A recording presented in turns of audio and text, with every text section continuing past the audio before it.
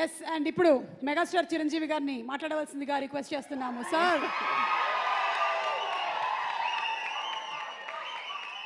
అందరికీ నమస్కారం.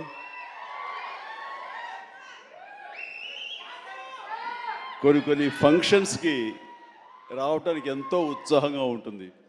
వాళ్ళు పెద్దవాళ్ళ చిన్నవాళ్ళ ఎలాంటి వాళ్ళ నేను చూడనది. ప్రేమతో పిలిస్తే కనుక ఎస్ వస్తున్నానే అంటుంది.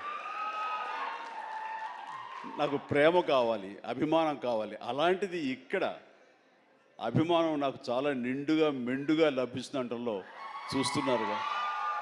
ఇక్కడ ప్రతి ఒక్కళ్ళు అంత ప్రేమ కురిపిస్తుంటే ఇది ఆస్వాదించడానికి నేను వచ్చినందుకు నాకు చాలా చాలా సంతోషంగా ఉంది. అండ్ ఈ రోజున మీతో పాటు ఇలా షేర్ చేసుకోవటం, అండ్ ఇక్కడ మీరు ఇంత ఉత్సాహంగా వచ్చి ఈ ఫంక్షన్ని ఇంత వైబ్రెంట్గా ఇంత ఉత్సాహంగా ఇది జరగడానికి కారణమైనటువంటి మీ అందరికీ కూడా నా మనస్ఫూర్తిగా నా సంతోషాన్ని అభినందనలు తెలియజేస్తున్నాను. మొన్న పాండమిక్ కోవిడ్ సమయంలో అది ప్రపంచంలో చాలా వ్యవస్థల్ని చాలా రంగాల్ని అతలాకుతలం చేసింది, కన్ఫ్యూజ్లో పెట్టేసింది, భవిష్యత్ ఏమిటో తెలియని అగమ్య గోచరంలో పెట్టింది. అలాంటి పరిస్థితిలో సినిమా రంగం కూడా ఏమైపోతుంది అనే ఒక డోలాయమాన పరిస్థితిలో ఉన్నప్పుడు చూస్తే నిజంగానే అందరూ ఓటీటీలకి అలవాటు పడిపోయారు. అది భాషలకు సంబంధం లేకుండా ఏ భాషా చిత్రాలు సరే చూసి వాళ్ళకి ఎక్స్పోజర్ చాలా ఎక్కువ వచ్చేసింది. ఇలాంటి వాళ్ళకి ఏ సినిమాలు తీసి మనం సాటిస్ఫై చేయగలం, ఇలాంటి వాళ్ళని మనం సంతృప్తి పరచగలమా అనేది ఎప్పుడూ ఒక రకంగా మీమాంసలు ఉంటుండేవాడు. ఆ తర్వాత అలవాటైపోయి జనాలు ఇళ్లలో ఓటీటీలో సినిమాలు చూడటం అలవాటైన తర్వాత వాళ్ళని థియేటర్ని రప్పించడం చాలా కష్టం అండి. అన్లెస్ అది ఏదైనా ఈవెంట్ ఫిల్మ్స్ కానీ, బిగ్ హీరో ఫిల్మ్స్ కానీ, హై బడ్జెట్ ఫిల్మ్స్ కానీ థియేటర్లోనే ఆ సినిమా చూడాలి, ఆ ఎక్స్పీరియన్స్ మనం పొందాలి అనుకునే సినిమాలకు తప్ప చిన్న చిత్తగా సినిమాలకి రావడం చాలా కష్టం అన్నప్పుడు ఇదేమి కష్టకాలం మనకి ఇండస్ట్రీకి. ఈ సినిమా ఇండస్ట్రీ ఏమైపోతుంది, ఒక 5-6 పెద్ద సినిమాలను ఆడినంత మాత్రాన అది సినిమా ఇండస్ట్రీ ఓహో అంటూ కాదు. చిన్న సినిమాలు, చిత్ర సినిమాలు, అన్ని సినిమాలు ఇక్కడ ఎంతో ఉత్సాహంగా జరుపుకోవాలి. షూటింగ్లు ఎంతోమందికి ఉపాధి కల్పించాలి, ప్రతి ఒక్కరు కళకళలాడుతూ ఉండాలి. ఆ చిన్న సినిమాలు అవన్నీ ఏవైనా అన్నీ కూడా ఆడాలి, అప్పుడే పరిశ్రమ అలాగా సజావుగా కొనసాగుతుంటుంది అని అనుకునే మాలాంటి వాళ్ళకి అలా కోరిక నాకు ఒక రకమైనటువంటి చిన్న బెరుకు వచ్చింది.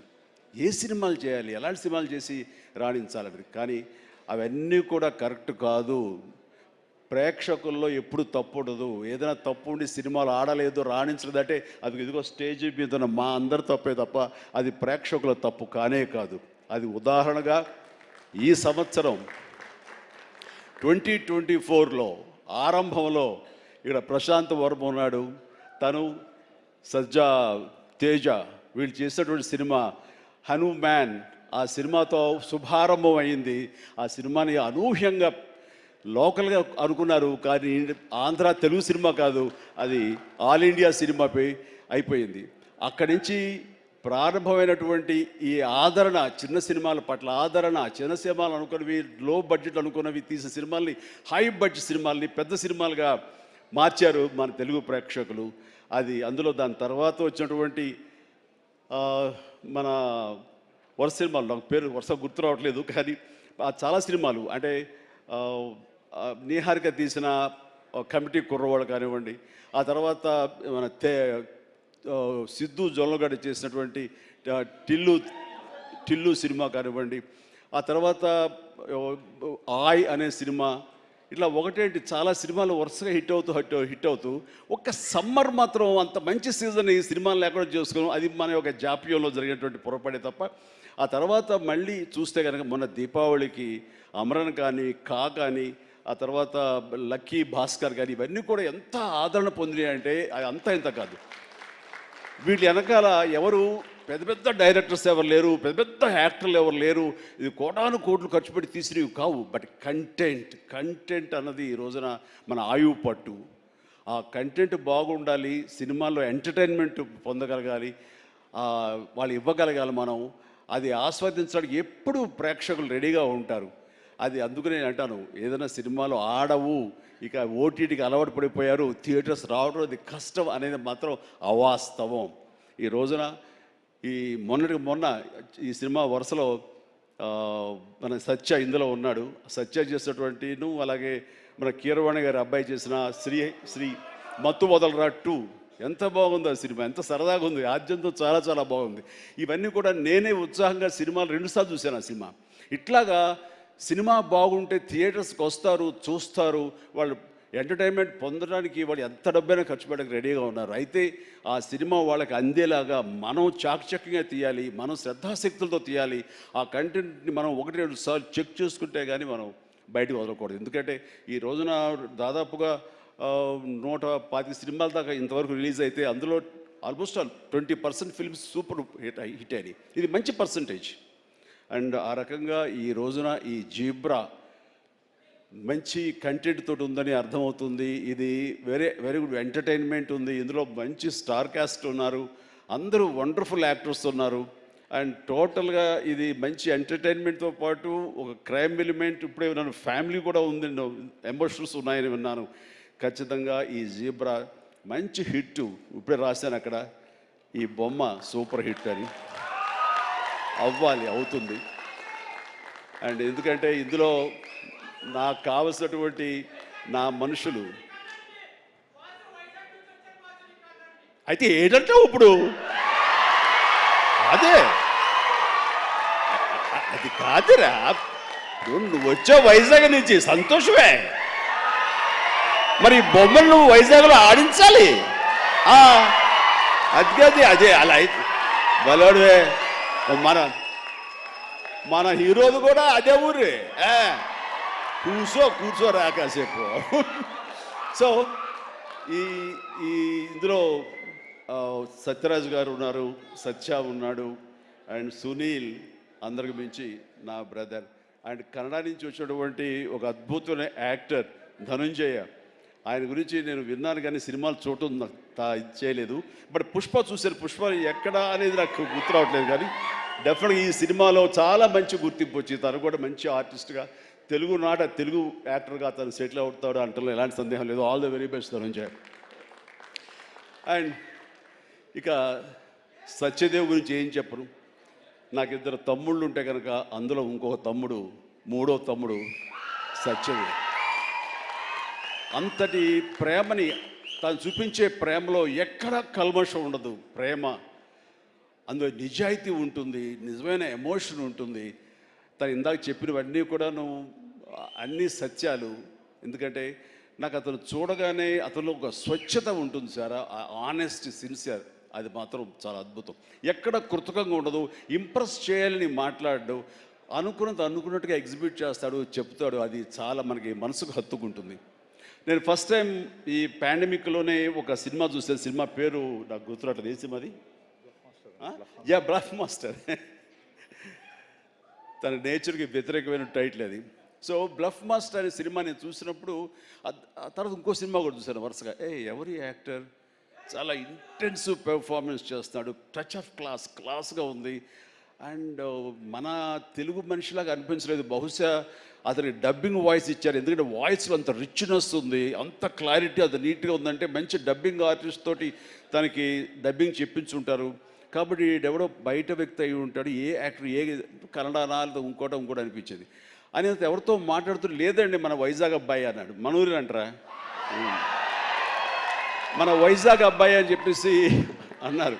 అనేసరికి నిన్న ఒకసారి అతన్ని చూడాలనుకున్నాను, మనం మాట్లాడాలనుకుంటున్నాను. ఎందుకంటే అతనిలో బెస్ట్ యాక్టర్ ఉన్నాడు. మరి అతనికి ఎవరు వెనక ఉండి సలహాలు ఇస్తున్నారు, తన లైఫ్ ఎలా మోల్డ్ చేసుకుంటున్నారు నాకు తెలియట్లేదు. ఊరికనే సరదా మాట్లాడదాం అనిపించింది. నాకున్న ఇంప్రెషన్ తనతో షేర్ చేసుకుందాం అనిపిస్తుంది. అంటే వెంటనే ఫోన్ వెళ్ళటం ఏంటి, అప్పుడు ఫ్లాట్స్లో నుంచి అపార్ట్మెంట్స్ నుంచి బయటికి వచ్చే ప్రసక్తే లేదు.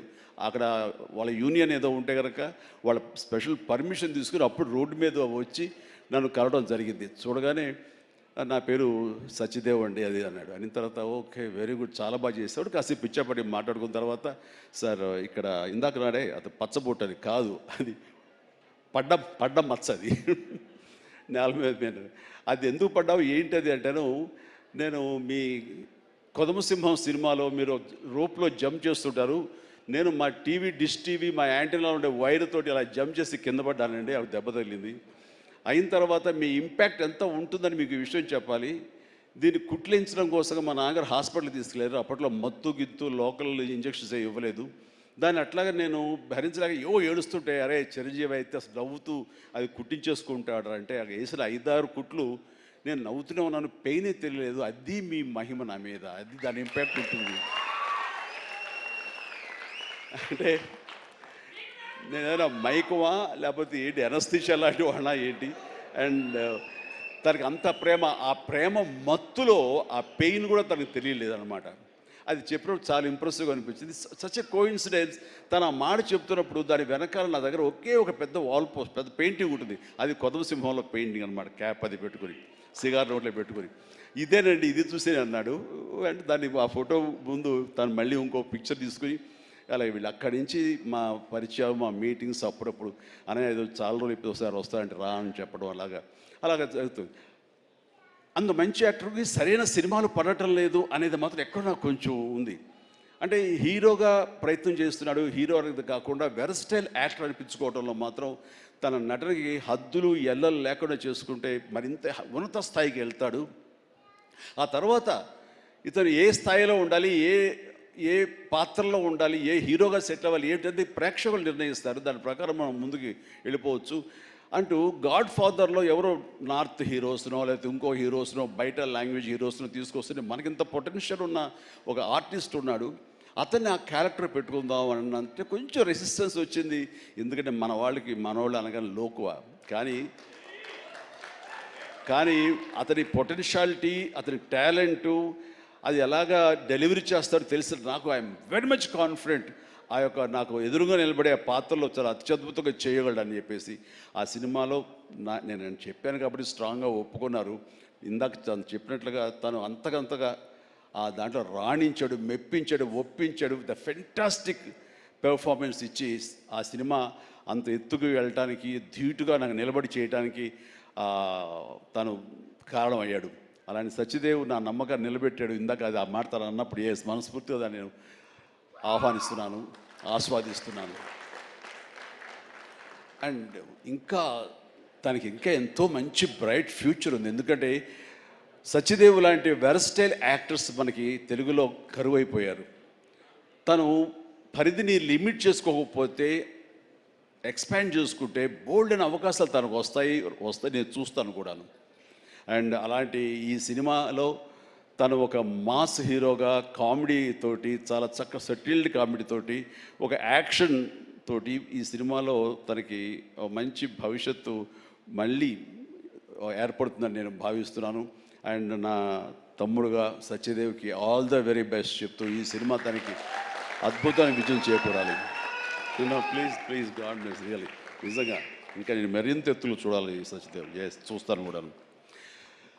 అండ్ ఇక ప్రొడ్యూసర్స్గా ఇద్దరు ద్వయం, మన Dinesh and Bala and Dinesh. And అలాగే వాళ్ళని సపోర్ట్ చేస్తూ ఇక్కడ ప్రస్తుతం ఉన్నట్టు ఎస్ఎన్ రెడ్డి గారు ఉన్నారు, బిల్డర్. ఆయన కూడా సపోర్ట్గా ఉన్నారు. వీళ్ళందరూ లాభాపేక్షతో కాకుండా ఒక ప్యాషన్ తోటి వాళ్ళు రావటం. సినిమా అంటే ఏం తెలియదు, సినిమా అంటే ఇష్టం కాబట్టి ఆయన కూడా ఓకే అంటే ఆయన ఇందులో కావాల్సినంత బడ్జెట్గా హై బడ్జెట్ అయిందని వింటున్నాను.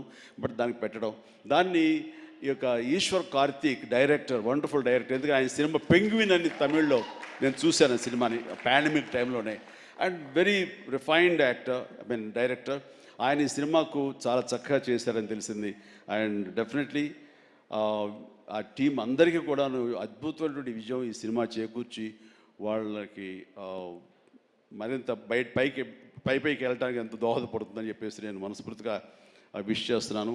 అండ్ అలాగే హీరోయిన్స్ వాళ్ళకి అంటే ప్రతి ఒక్కరికి, టీంలో ఉన్న ప్రతి ఒక్కరికి నా హృదయపూర్వక అభినందనలు తెలియజేసుకుంటూ నాకు ఈ అవకాశం ఇచ్చేందుకు ధన్యవాదాలు తెలియజేస్తున్నాను. All the very best.